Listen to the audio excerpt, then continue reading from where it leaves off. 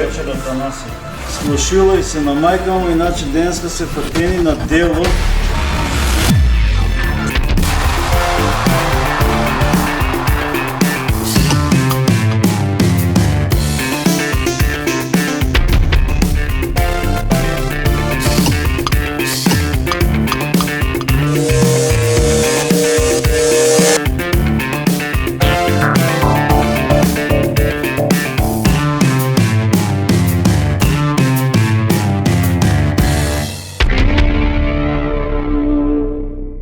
Почитувани гледачи, добро вечер. Ова е емисијата со Лесно Буревестник на М телевизија.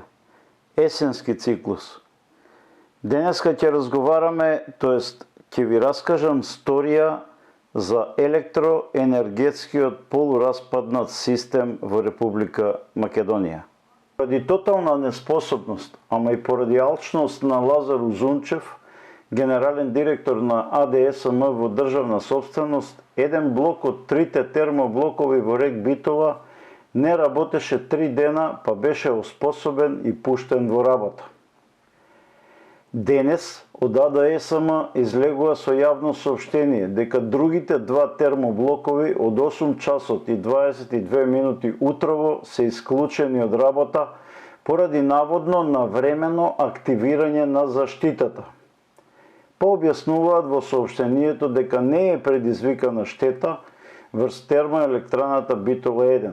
Па уште дополнуваат дека наводно направиле анализи па утврдиле дека некакви надворешни причини кои дополнително ќе се утврдуваат се виновни за исклучување на двата блока од термоелектраната. Јавноста треба да знае, а ова ви го соопштувам врз основа на цврсти сознанија, добиени од стручни лица кои со децении работат во Рек Битола, дека новопоставениот нов генерален директор на Рек Битола Тони Петрушевски, скопски кадар, и неговиот шеф од Скопје Лазар Узунчев, генерален директор на АДСМ, како комерцијалисти биле навлечени од лоши советници и на почетокот од оваа есен, кога му е време, не бил направен редовен ремонт на термоблоковите, туку лошите советници ги убедиле ремонтот да се прави во април 2025 година, кога не му е време. Моите извори од Рек Битола ми тврдат дека лошите советници се другарчиња на Васко Ковачевски, екс-генерален директор на Рек Битола и потоа на АДСМ, моментно лице во бегство од Македонија, скриен во Виена, Австрија. Лице кое организира саботажи во тој систем на принцип после мене, потоп. Или, што полошо таму во Битола, тоа подобро по мене и моите компањони, Крешник Бектеши, Артан Груби, Исмаил Јаховски, Радко Капушевски. Оваа екипа со подпис на Ковачевски наназад години преку РКМ фирмата на Радко Капушевски набавуваше канцерогено масло од трансформатори од Австрија. Маслото беше горено во Рек Битола, а градот Битола имаше рекорден процент на заболени од карцином. Набавуваше Васко Ковачевски и илјадници тони мазут и преку Пуцко Петров на Исмаил Јаховски, а особено јаглен со катастрофално лош квалитет набавуван преку екс-министрите Крешник Бектеши и Артан Груби.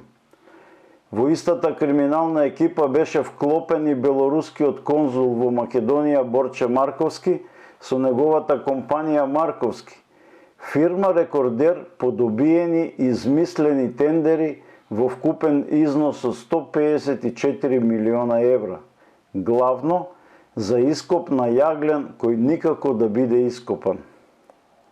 Дополнително, енергетскиот комплекс Рек Битола од неодамна е тема и од доменот на екологијата. Првото поглавје кое Македонија ќе го отвори, ако се добере некако до отворање преговори за зачленување во Европската Унија, е токму екологијата.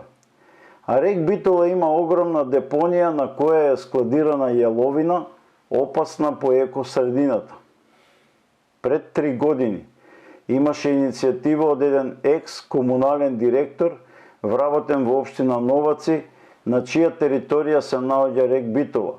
Таа депонија, според тој директор, требаше да биде еколошки згрижена по германски концепт, со германска технологија. Тој екс-директор воспостави контакти со овдешна македонска специализирана фирма, која има директен контакт токму со тие германци, па почнаа да изработуваат и физибилити студија. Ама се замеша политиката, се замеша лично генералниот секретар на екс-владеачката СДС од нашата земја, Љупчо Николовски, па заедно со Васко Ковачевски го собраа на рибање во Скопје екс-градоначалникот на општина Новаци, Љубе Кузмановски, викан Кисми, па му наредија комуналниот директор подитно да го смени, а соработката со специализираната фирма која контактира со германците да се прекине и да се исклучи секаква идна соработка со нив. Остана депонијата во рек Битола да се полни и дополнува со опасна јаловина уште 3 години и прашање на време е кога ќе се излее и кога ќе се случи некој поголем еко-инцидент во рек Битола и на депонијата. Ама, тоа е енергетско-еколошката политика во Македонија. Рек Битола е само најголем проблем, другите се малку помали, ама исто опасни. Па така, само во намерно предизвиканиот пожар во Секретаријатот за европски прашања, тогаш раководен од Буер Османи, во старата зграда на Комерцијална банка во Скопје, а намерно предизвикан пожар затоа што во истата зграда се наоѓаше седиштето на еколошкиот инспекторат, изгореа докази за евидентиран еколошки криминал во обем од 110 милиони евра.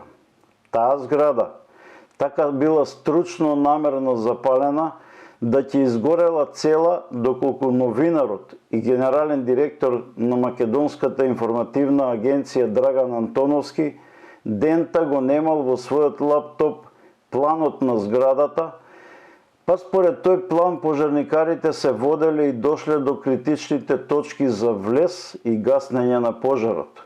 Инаку ќе изгорела зградата до темел, а не само доказите за еколошки криминал. Ама, кому му е гајле во земјава во која царува неограничена неодговорност, селективна и прилагодлива правда, како што вели суспендираниот шеф на Вишото јавно обвинителство Мустафа Хајрулаху. Почитувани гледачи, ова беше нашето кратко, ама сладко издание на емисијата Со лесно во Ревесник на М телевизија. Имајте пријатна и убава вечер.